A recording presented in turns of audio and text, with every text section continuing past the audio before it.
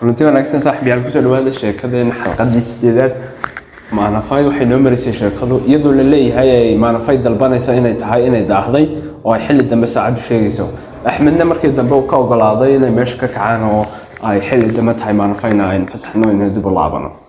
maanafay orod bay ku kortay jaranjartii dheereedii gurigooda meesha ay cagta dhigayso nalkii ay ku arki lahayd in ay daarato way ka degdegsatay mugtigii baa majaxaabiyay waqtigii ay ku dhaqaaleysay iyo mid ka badanba waa uu ka dhumiyay hal mar ka badan bay turunturootay kufidna ku sigatay nasiib baysa ku baxsatay markay korsi aadaba boodboodka wadnaheedu wuu sii laba jibaarmayay culeyskeeduna waa uu isdhimayay sidii ay iyada la ahayd markay albaabka ku sii dhawaataba cabsidu waa ila sii cuslaanaysay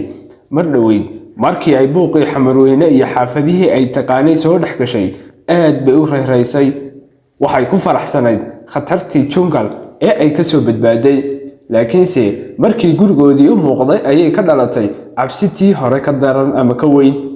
waa markii ugu horeysay ee ay kaligeed 10kii habeenimo ka timi meel aan la ogeyn maxay ku hadli doontaa maxay isku difaaci kartaa maxay ku marmarsoon kartaa yaa rumaysanaya hadday ku andacooto gabartii aan isku fasalka ahayn duruustii ayaan la soo akhrisanayay oo taasaa nala dheeraatay shaki la'aan aabbe iyo hooyo saacadan waa ay yaabayeen dariskana qayladhaantii kolayba way gaadhay meel kastaba maanafay yaa arkay baa la isweydiinayaa alla ceeb badanaa seen albaabka u geli doonaa yaa ibitiya dabeyl camal oo qolkayga dariishada iga soo geliya alla ilaahow cawada le ifaki dib dambe ma noqonaye ilaahayow indhahooda iga sii jeedi afkoodana iga xir intiin ka moodaayo alla anigaay waa kana albaabkii jaawaa la xiray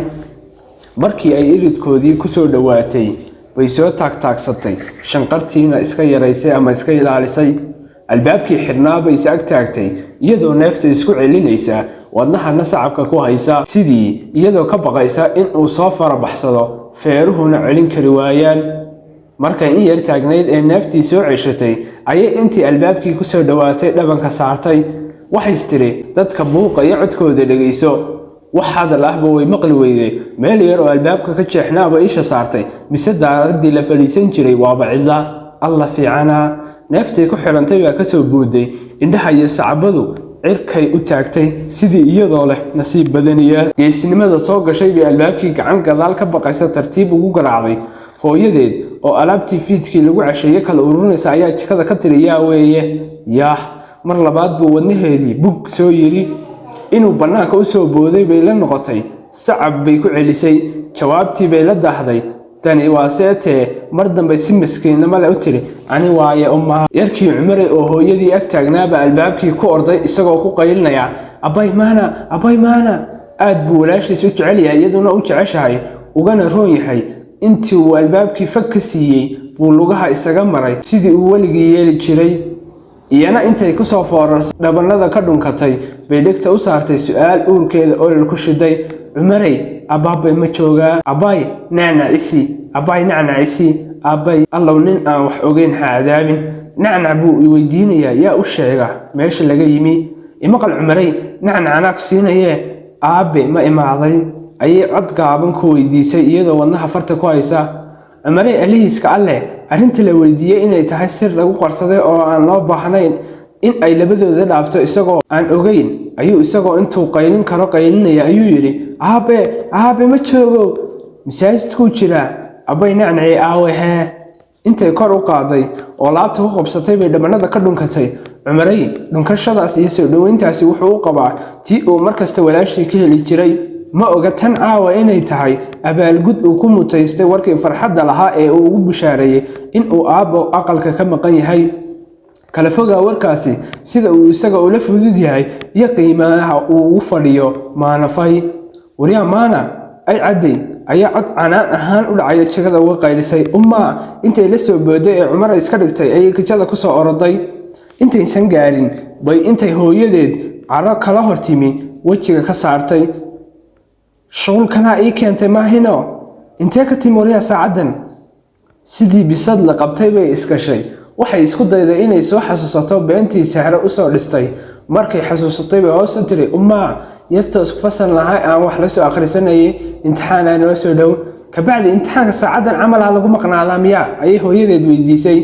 uma maanta xisaab adag oo ka sii weynayna loo soo dhigay ay caday gabadheeda been iyo xumaan midna ugama baran si xad dhaafna way u jeceshahay una koolkoolisaa labada magac ee isku lamaan maanafay iyada ayaa u bixisay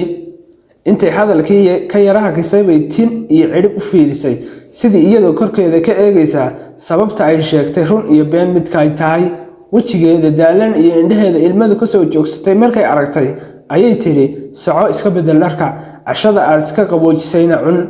haye uma intay tiri bay qolkoodii ku oroday iyadoo farxad la fududaatay sidii eedaysana toogasho filanayay oo maxkamadii sii deysay way rumaysan kari lahayd in sahalkaas lagu cafiyay lama ahayd in uu jiro dambi ka weynkii ay habeenkaas gashay lamana ahayn in laga rumaysan karayay beentii sahara soo xiftiisay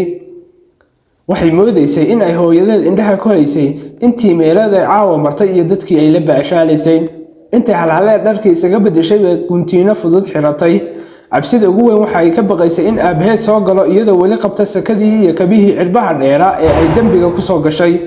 markay qolkeedii xiratay hubsatayna in ay habeenkaas sabatabaxday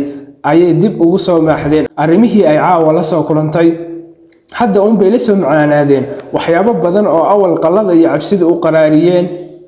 neecawdii macaanayd muusikadii dabacsanayd dhayladii afka loogu gurayay kaftankii iyo sheekooyinkii qosolka badnaa ee siday u qosolaysay fiixda ka dhameeyay alla dadku fiicana labadii wiil iyo gabadhii way kala daran yihiin sawirkii Axmed baa si gaar ah xusuusteeda ugu soo haray waxa la weynaa xushmayntii uu kula dhaqmay waxay soo kacatay ikhtiyaarnimadii uu sheekeynayay waxa ku soo maxday erayadii macaanaa ee sida gacalnimada leh qalbigeeda u xadanteynayay markii dareemi mayne hadda bay diiriyeen markii xusuusteeda dib ay ugu soo celisay hadda bay kala shaandhaysay ere u dhanaasatay walba jawaabtii ay ka soo celin lahayd xusuusteeda ka baadhay markay xasuusatay bay siiftay nafteedii canaanantay jawaabihi habboonaa ma celin oraah walba jawaabtii ku habboonad hadda bay u muuqataa waxay jeclaysatay in filankii loogu soo celiyo si ay isaga saxdo meelihii ay qaladay waxay istiri qalad baad fahamtay qalo iyo isxirxir xadlaaf oo aan loo baahnayn baad dadkii u muujisay waxa lagu qaadan doonaa badow aan waxba kala ogeyn iyadoo weli erayadii Axmed sii dhadhansanaysa dhowl cadeyntiisii ilqabadka lahayd iyo fadhigiisii haybada lahaana ka hor muuqdo ayay gamacday qoraxda Maarso sidii caadadii u ahayd ayay gantaalaheedii kulul ugu garaacaysay nafleydii maalintaas Muqdisho u soo harsig tagtay meel looga badbaadi karaa ma jirin milcida dibadda ka holcaysa ayaa uumigeedu guryihii u gudbayay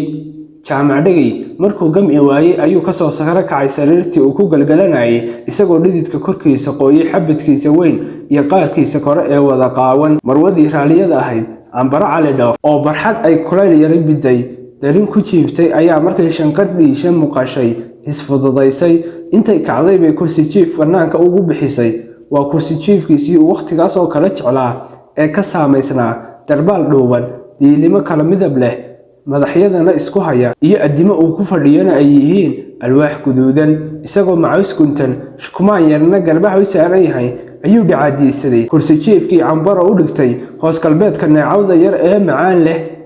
oo ka soo baxay guriga deydkiisa galbeedka ka xiga banaanka weynina u dhaxeeyo isaga iyo guriga intiisa kale geedihii banaanka lagu beeray wali waa yar aan har la yeelan waayo guriga waqti dhow buu jaamacadistay 2 sano ma buuxsamin Ambaro wali waxa ay ku hawlan tahay diyaarinta waxyaalihii odageedu u baahnaa miis yar bay soo agdhigtay baakadkii sigaarka ugu jiray taraqii ugu shidanayay iyo sigaar damiskii uu isaga ururinayay intaba miiska ayay wada dul saartay raadiyihii yaraana way aqoontumisay wali waxa u dhimay shaahi casariyaha ahaa ee diyaarintiisa jikada u gashay iyada mooyee cid kale oo dhaqdhaqaaqaysa ma muuqato gabadhii adeegtada ahayd ee u shaqaynaysay suuqay ku maqan tahay intay iyagu hurdeen bay dambiil la werwertay markii hawshii qadada ay ka soo jeesatay bay tii cashada dambiisha u qaadatay sidii caadada u ahayd harsi iyo nasasho iyada midna uma jiraan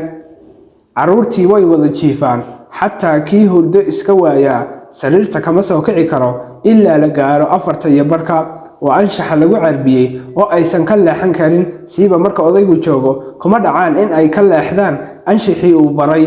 hadalka iyo dhaqdhaqaaqa way la gabadaan waqtiyaduna waa u kala xisaabsan yihiin waqtiga hurdada waqtiga duruusta la akhrinayo iyo wixii la mid ah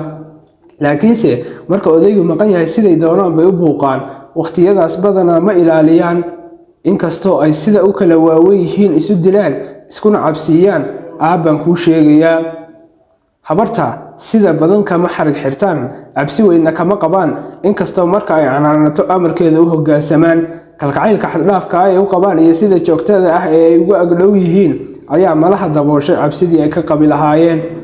markii ay odaygu maqan yahay qofka kaliya ay ka cabsadaan waa injineer Axmed oo ah curadka reerka